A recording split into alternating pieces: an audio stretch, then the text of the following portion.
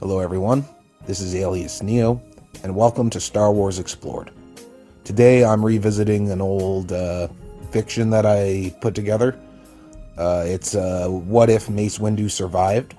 I did this video years ago, and I ended up deleting the video because I wasn't happy with it in the end. But I still had the script, so I'm going to redo the video, and hopefully I am happy with this version. So, here we go. What became of the man once hailed as the most physically powerful Jedi in the known order? Is it wishful thinking to believe that Mace Windu of the Jedi survived his fateful encounter with Anakin Skywalker and Darth Sidious? Or is it more than likely?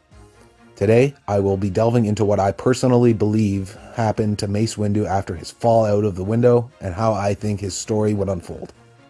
To start, we will be hoping, with all the power that we are able to collectively muster, that Mace Windu was able to recover in midair and was able to brace himself with the Force before landing into the bowels of Coruscant.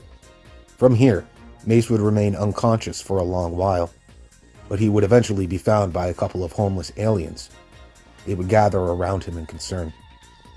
They would take immediate notice of the burns that would cover his entire body, especially his face, and one of the homeless aliens would go in for a closer inspection, casually searching Mace for goods and money as he did. When the alien found that Mace had nothing of value, another of the aliens would cover Mace in a blanket and tell the other to help him get Mace to a nearby shelter. As the others take Mace, he is lost within his own mind, being tortured within as he can feel the deaths of the other Jedi across the galaxy. Yet the worst comes when he feels the deaths of the younglings within the temple, knowing full well that this was Sidious's doing, and that now Anakin Skywalker was clearly in the thrall of the dark side. The pain he would feel would spark an anger in him, something unlike anything he had ever felt before. Pure hatred. He would slowly be nursed back to health in a shabby homeless shelter with limited medical supplies. The nurses who took care of him would have offered to take him to a better facility, but Mace would insist on staying, fearing that should he be found in a proper medical facility, his presence would surely be revealed to the Sith. Mace would try to go and aid Yoda and Obi-Wan as they appeared in the Jedi Temple, as he felt their presence, but he would not be able to stand for longer than a few seconds before he collapsed. Mace would not recover in time to be of any help to Obi-Wan or Yoda during their confrontation with the Sith. Mace would wait until he was recovered enough for travel. Hearing stories of the rise of the Empire and Palpatine's claim to power, he would know that he had to act. Then he would leave, making sure that no one saw him go. From here, Mace would need to find travel off-planet, and it's likely that he would use a smuggling group or a criminal group to get off the planet so not to be noticed by the Sith and the newly crowned Empire forces. With his features being disfigured by Palpatine's lightning, he would be able to move about without the fear of being recognized. It's anyone's guess where he might go from here, but I firmly believe that Mace would travel to Naboo in hopes of learning more about Palpatine. Mace would find that Naboo would seem to be innocent of the newly appointed Emperor's inclinations, and he would have a hard time finding any new information in regards to Palpatine, as Palpatine would have gone to great lengths to hide anything about himself that could be used by the Jedi when this time came. Though I do believe that Mace would be able to find out some crucial information, like the fate and lineage of the Palpatine family line, and could possibly uncover how it was that Palpatine himself became a Sith apprentice to Darth Plagueis. During Mace's time searching for information on Palpatine, I think it is likely that the Force would bring an apprentice to Mace. I also think that Mace would be tempted to train this person as a Jedi in the hopes of finishing the battle that he had started in Palpatine's throne room. Yet Mace would hold himself back. He would feel the anger that would seethe inside of him, and he would believe that now he was too tainted by hate and the dark side, too tainted to be able to teach another Jedi. Mace would not aid the rebellion at first due to his wish to remain under the radar, but I do believe that he would not allow the cries of the people of Naboo to go unheard, and he would likely go out, his wannabe apprentice following him and trying to prove themselves in hopes of receiving Master Mace Windu's tutelage. The wannabe apprentice would become frustrated after years of following Mace, of helping search for information on the Emperor, only to be denied the training to become a Jedi. The young apprentice would go into the city, yet while out at the cantina blowing off smoke, the apprentice would feel something calling out to them, They would have a strange impulse to stand and walk, and they would keep walking until they came to a strange antique shop. The apprentice would go in, unsure of why they were even there, until they saw something on the mantle of the shop. It was a lightsaber, one that looked almost majestic, with a black grip and golden trim all around. The lightsaber would be slightly beat up, but would still look pristine as it did in its glory days. The apprentice would offer up a trade for the item, and after selling their speeder to afford it, the apprentice would begin walking back to their master, carrying the newly found lightsaber. The apprentice would bring the weapon to Mace, and Mace would look upon it with reverence. He would recognize the golden trim instantly, and would know that his apprentice had just brought him his lost lightsaber.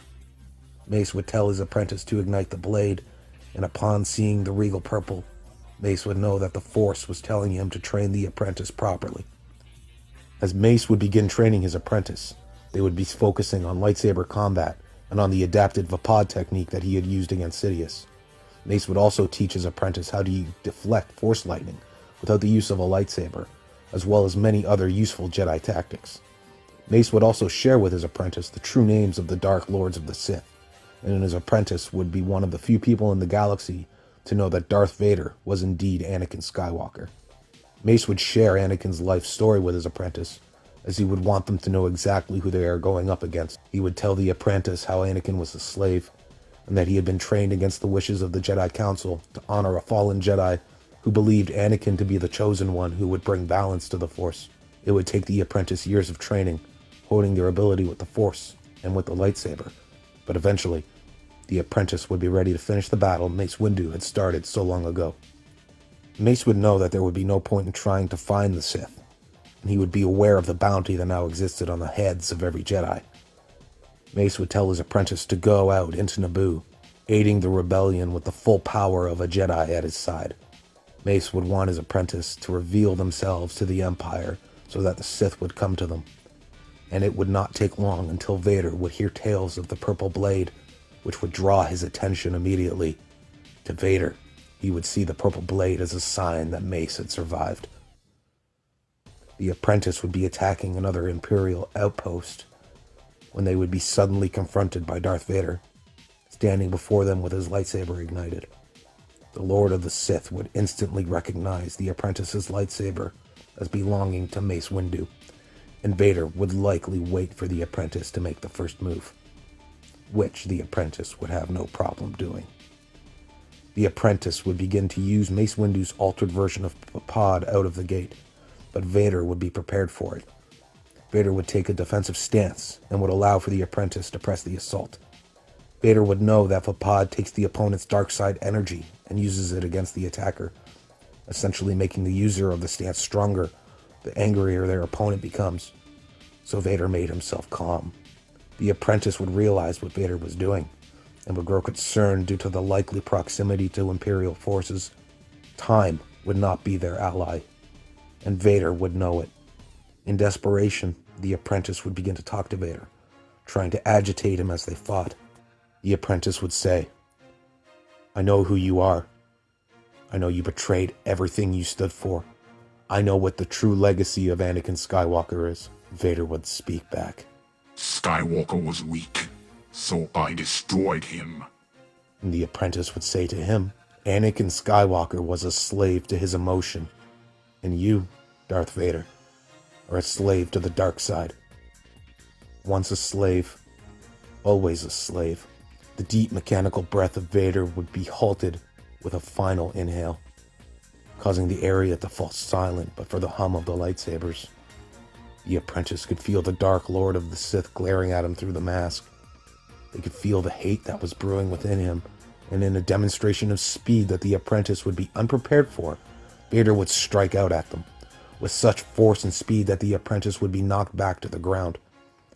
The apprentice would know fear in this moment, and would try to initiate their Vapad style once again, but the assaults of the now enraged Vader would be too much for the young Jedi to handle, and they would be unable to fully enact the fighting technique against the angered Vader. Vader would disarm the young Jedi, cutting the hand that held the lightsaber like he had done so many years ago. The apprentice would fall to the ground, clutching the now severed hand, and Vader would move in, swiftly ending the young apprentice's life by stabbing them through the back. The apprentice's body would lurch over, lifeless, and miles away, Mace Windu would grip at his chest with his robotic hand. He would curl up in his bed as sorrow and rage would mingle at the loss of his apprentice, and in his mind, the only hope that the galaxy had. Yet, as he wept, he could hear a voice call out to him from beyond, echoing all around him. There is another. And Mace would smile, looking up into the ceiling before he would whisper, Master. From here, Mace would wait out the remainder of his days, until a few days later, when the fateful night came when Vader would find him. Vader would come to the village that had been housing Mace Windu this whole time, and the Jedi Master would head off the Imperial forces before they found their way to the village. Mace would stand his ground as Vader stood before him. Yet to Mace's surprise, Vader would throw Mace Windu's lightsaber to his feet. Vader would be under orders from Palpatine to finish off the Jedi Master, and he would also have a personal stake in wanting to finish off one of the most dangerous Jedi he had ever known, and possibly testing his skill against the most powerful Jedi to ever wield a lightsaber. I believe that despite everything that has happened, Mace would still try to appeal to the man that Anakin once was, but Vader would simply say, Skywalker is dead, as you will be. Mace would ignite his lightsaber that he had not used since it had been cut away from him by the very man that he now faced. Mace would fight Vader as well as he could, but Mace's injuries coupled with the lack of combat over the years would put him at a clear disadvantage to the Sith Lord who had been hunting Jedi in his spare time. Yet Mace would still be able to push to a deadlock and would be able to injure Darth Vader with a slash to his abdomen before the Sith was finally able to overtake him. Mace would lay on the ground, looking up to Vader, and the defeated Jedi would smile. I was right about you. With those words, Vader would end the life of Mace Windu and take the purple blade as his rightful prize.